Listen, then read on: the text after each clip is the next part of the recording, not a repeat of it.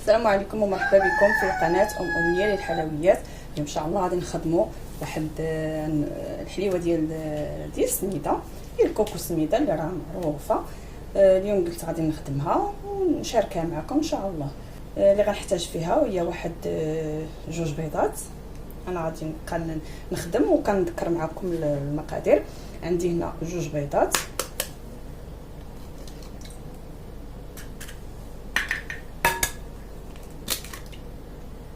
جوج بيضات راهم بحجم كبير، الا كان صغير ديروا 3. عندي هنا نص كاس فايت واحد شويه ديال السكر كلاص، سكر سنيده. عندي الزيت حتى هو بحال سنيده، حتى هو كاس مع مرش، يعني نص كاس فايت واحد جوج معالق هكاك.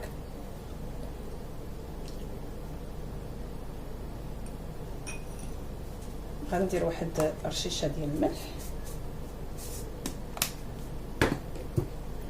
عندي هنايا داك القشور ديال الحامض، واللي كيبغي الفاني يديرو، اللي كيبغي القشور ديال الليمون يديرو. انا ما عنديش الحامض، عندي غير الليمون، ما عنديش الليمون، عندي غير الحامض هو اللي غادي ندير.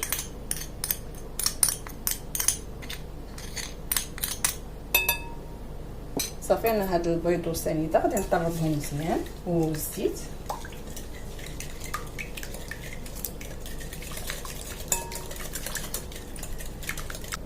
صافي هنا من بعد ما طربت البيض مزيان مع داك السكر والسنيده نتوما كتشوفوا، صافي غادي دابا هنا غادي نزيد واحد المعلقه ديال المربى ديال المشماش، تيكون ديال الحلوه. انا درت واحد المعلقه ونص. صافي غادي نزيد نحركهم واحد شويه بعدا، وغادي نزيد كاس ديال الكوك.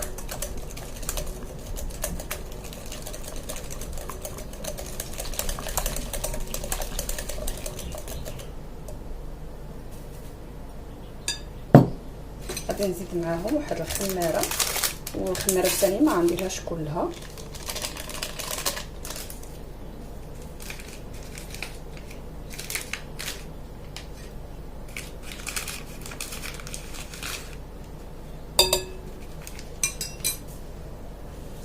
صافي غادي نحركهم حتى هما.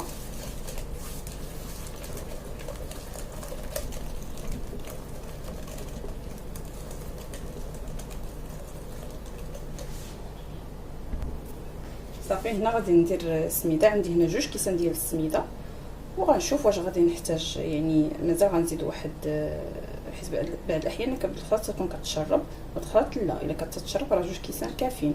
ما كاش كتشرب غتقدروا تزيدوا داك 4 كاس اولا نص كاس.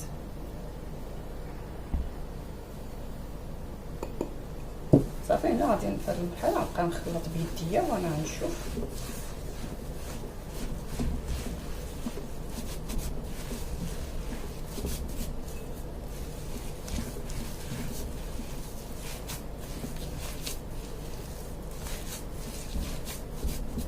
هنا انا موجده داك نص كاس ما كاملش، ما غاديش نديرو كامل.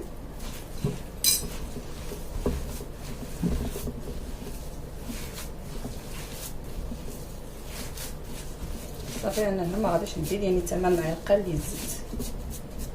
ضروري خصكم تخليوها واحد شويه خفيفه، وغادي تغطيها وتخليها واحد 5 دقائق هكايا، ولا من 3 دقائق حتى 5 دقائق، على ما توجدي الطاوه ديالك والسكر اللي غتفندي فيها. صافي تبداي تخبي، لان السميده دغيا كتشرب. صافي هنا من بعد ما وجدت الطاوه ديالي وجدت السكر اللي خاصني. السكر ضروري خصو يكون سبيسيال، وحتى ما لقيتوش سبيسيال غير السكر يعني العادي. غتزيدوا عليه واحد 2 معالق ديال النشا، تراب نشا. صافي وتخلطوه حتى هو راه كيعطي نفس النتيجه. صافي هنايا غادي ناخذ السميده ديالي، خذوا القياس اللي كتبغيو.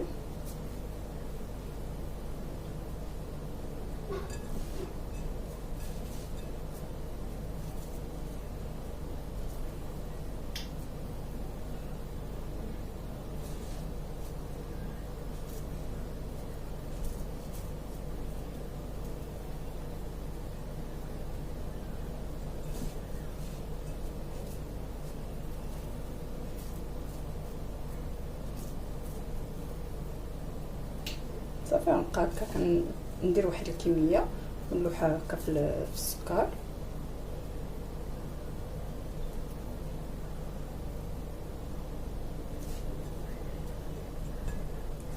الفران راه ضروري تكونوا دايرينه كيسخن في الوقت اللي تبداو تفندوها في السكر.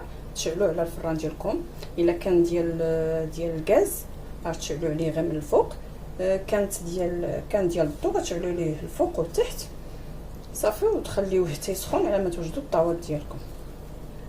صافي هنا غنبقى نفند هذاك الغريبه ديالي، نبقى نفندها في السكر.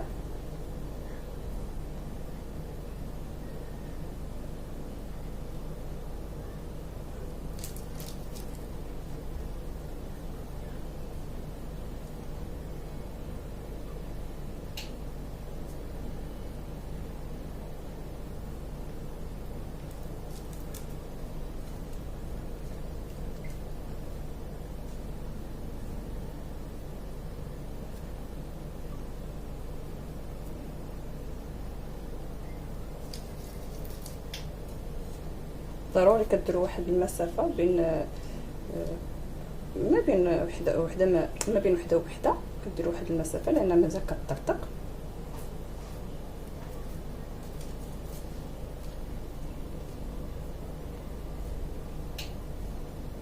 صافي انا من بعد ما عمرت الطاوه ديالي غادي ناخذ واحد المعلقه هكا صغيره وغادي نضغط عليهم هكا شي شويه.